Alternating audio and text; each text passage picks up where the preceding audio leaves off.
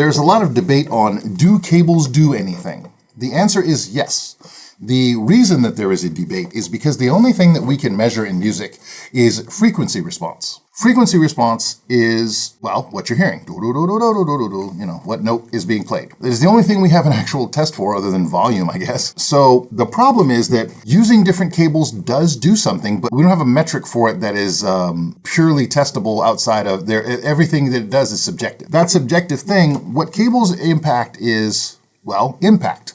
How you hear what we call slam, or the impulse that comes that you feel when you hear a really big bass note in your sound system and it goes boom and you go like that, that's slam. When you're hearing air, which means the room quality, those things are what cables do, and it's very hard. There's no machine that measures this. It is a combination of things that is happening in your brain, like language. You know, we're the only animal that has all of music. You know what I mean?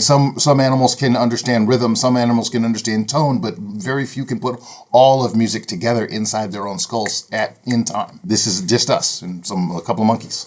So only primates can do it. So and maybe dolphins, but we're not sure. So when we're doing tests for frequency, you know, it doesn't change a lick no matter what kind of cable you use. It doesn't matter if it's made of copper or aluminum, or you can run a frequency response through a banana. It'll sound exactly the same. The problem is when people think that because I don't have a test for something, it's not having an effect. It's like, well, let me slap you 5 times. I don't have a test for that, but I guarantee you one of them will be harder than the rest of them. So it's dumb, but it's one of those things where people want to be dumbly confident. So they want to tell you that, well, doesn't have an effect. I'm like, yes, it does.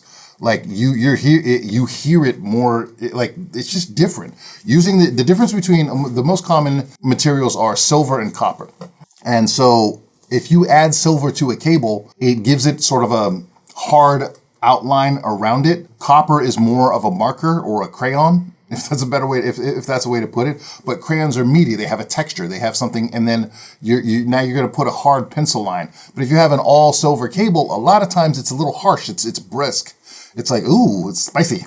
You know what I mean? So, and these are warmer, and this is the reason that they're most commonly used. Also, most cable that you're using in the studio and stuff like that, you're having a lot of copper tangents. When you're running your speakers, most of your speaker wires are copper, but there are hybrid cables that are made even for your home system, which people charge way too much for and should not.